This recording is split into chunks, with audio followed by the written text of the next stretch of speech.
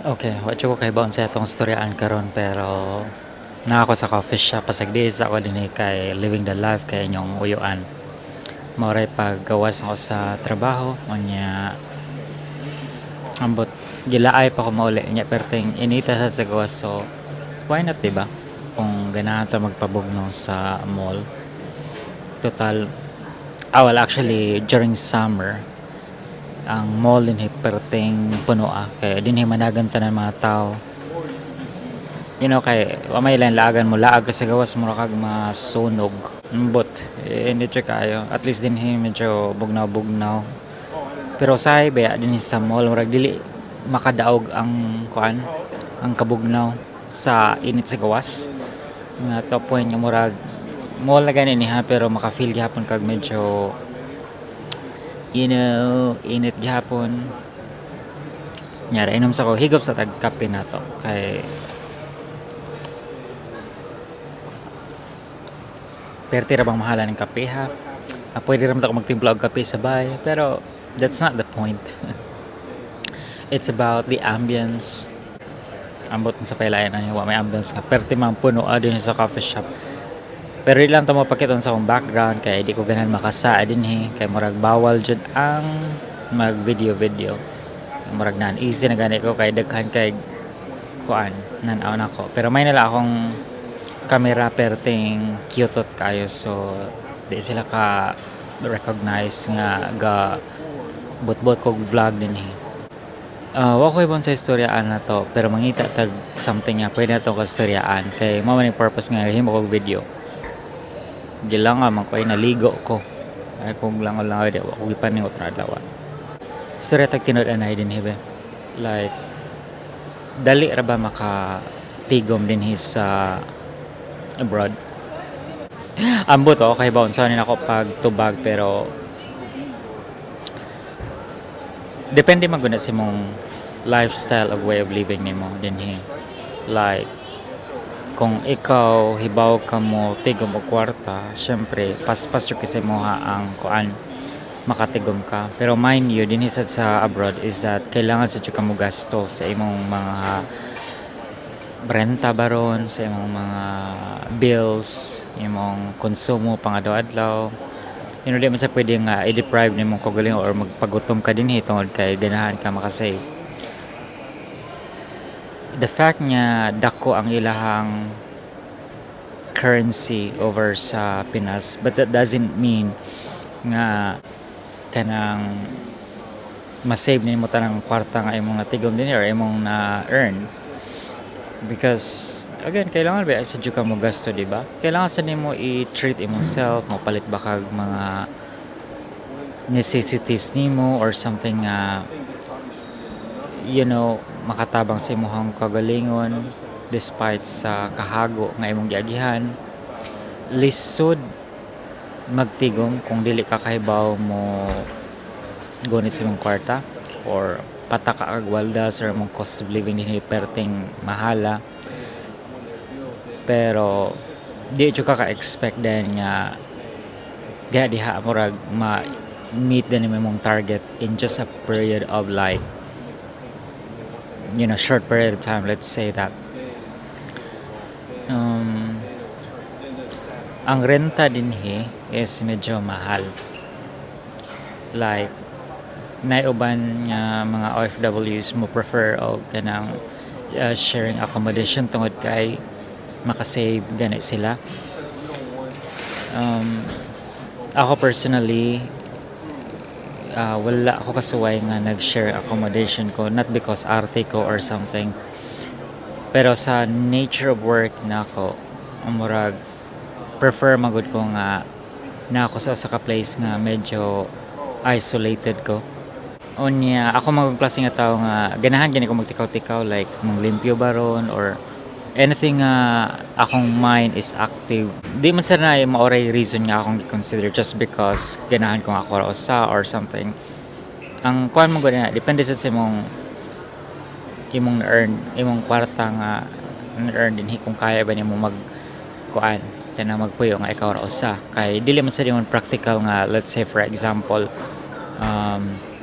magpuyo ka dinhi sa abroad nga ikaw ra usa garenta kag studio baron or one bedroom apartment or whatever nya imong sweldo igo ra jud pambayad sa renta murag walay practicality gani nya dili sad na yun nga like what's the purpose nga ni trabaho pa ka sa abroad kung imuhang kwarta imo rang gibayad sa renta unya gasto baya jud dinhi sa tinod na lang like sa kadugay nako dinhi naanam sa ko establish in a way nga na ko'y sakyanan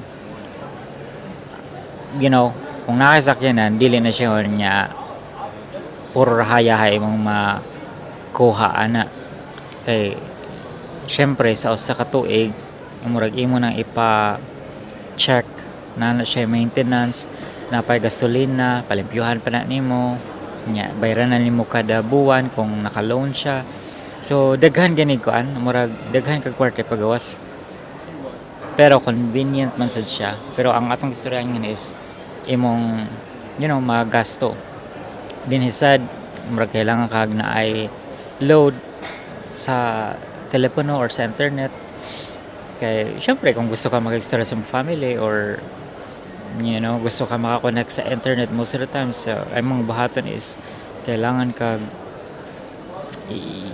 kailangan kag connection hiyop sa tabi kay nakalimot ko sa akong storyahan distract ko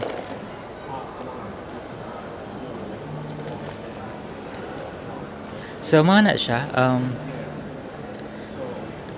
sa pagkaon kung hibaw ka magluto or kugihan ka magluto makasave jud ka pero naman jud times good nga mura ka ng aside for kapuyon kang magluto mura gani ganahan sa kang mo try og lang flavor or something nga wala pa nimo na try before kay kani magud siya para nako it's important nga dili jud nimo i-deprive imong kaugalingon kung unsay ganahan nimo regardless kung gasto siya already it doesn't make sense pero ang point ana is dapat hibaw ka mo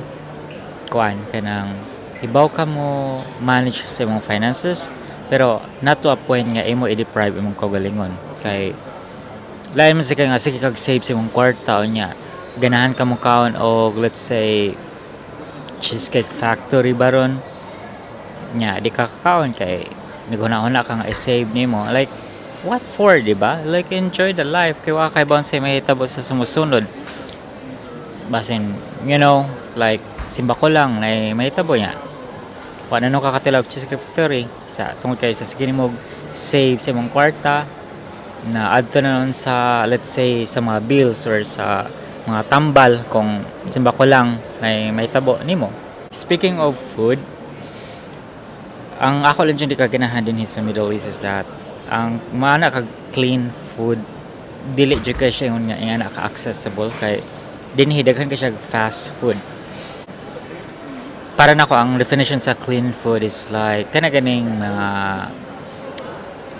vegetables fruits anything na organically prepared siya nga walay daghan preservatives medyo mahal din I don't know ako kahibaon sa rason siguro pwede rason mag-assume ko but siguro assumption na rin ako wala ako'y proof dinhi sa Middle East wala dili kayong agriculture is kuan kayo sila kanang sa tawagan na kanang known sila dinhi kasagaran sa mga vegetables or fruits kay ilang kay import and so siguro mo na irason nga anong mahal although na sila ma-produce din pero I don't know quality wise I don't know wala ko ka-judge but mahal jud siya overall mahal jud kaya siya so medyo careful sad kung mukaon ka din what I meant is that like kung ganahan ka mo mukaon barog pagkaon sa gawas dili siya advisable nga puro ka fast food din kay prone to kay siya sa health risk nasa tay mentality kitang nasa abroad. And kung kamo manggaling na may pamilya nga nag-abroad or kamong ikaw mismo na kay planong mag-abroad, um, kita like I always said, I don't know, so unsa nga video, like family comes first, di ba? Ato jud hatag ang tanan para sa kayon sa tong family.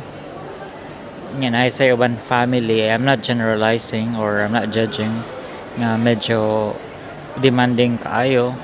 Murag nag ilang pahimuslan, nga wa sila kay bawa sa life dinhi nga ang mga OFW dinhi is, yeah, I mean, naning kamot sad o naasay kaugalingong obligasyon sa, sa pang-adlaw-adlaw na kinahanglan. Be appreciative because dili jud lalim mangita og kwarta din unless kamo mismo maka-experience mo man trabaho dinhi. Depende sa nasa trabaho. Like, I don't wanna comment about unsa ang mga trabaho dinhi. Pwede na nato storyahan sa other video. Pero makana jud kag di jud lalim. And I'm lucky nga akong nagdako ko nga akong parents wala gani ga abroad. Although na hatag nila ang life nga kutobra sa makaya nila, I'm not saying nga kanang abundant me or nindot among kahimtang sa kinabuhi sa una. Pero makakita ko din sa ubang nag-abroad din, like mailhan man dyan mo ang kanang na ay family nga ilang gibiyaan or bisan personally sa makailan ako nga kana ganing magtan-aw kanila ba nga lisod jud ka ilang life dinhi. What I meant, lisod gani nga nalayo sila sa family pero gibuhat gikaya nila everyday basta lang naa sila mapada sa ilang or mahatag sa ilang family. So it's it's really sad sometimes. Ambot asa na ni paingon na tong vlog pero it's really sad sometimes nga makakita ganit tag uban kuan family nga ni take advantage sa ilahang family nga nasa abroad, and it's really bad. Like ang uban di nila ma-appreciate kung unsay nadawat nila, demanding pa kaayo. Asal kay bawo behind that ang kakapoy, ang kahago, para lang madawat nilang kwartaha. Yeah, it's sad, but that's reality. Pero dili lisod magtigum og kwarta dinhi. Kung una imuhang sweldo is enough nga makasave ka, kung imong cost of living is controlled, kung hibaw ka mo kuan sa mga expenses di ka pa kagasto, o pang ikatulo is kuan tinang hibaw ka mo balance between work and life.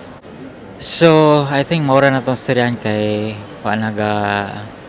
wala ko kay murag nawa na ko sa atong topic unya daghan sa kay nang labay din kay actually akong lugar na adyo ko kilid sa cashier. So una aragod nga vlog ko din sa inyo ha. Unya akong atubangan puro mga tao naglinya para mobayad sa langgi palit. Nya wa sila kasabot sa akong gipangyaw-yaw din kay Bisaya man ko. So okay ra na mong di ko makuan kayo uneasy kay ambot lang man sa kay I think why Filipino man said so far akong pang na spot on. Anywho, maura na bye.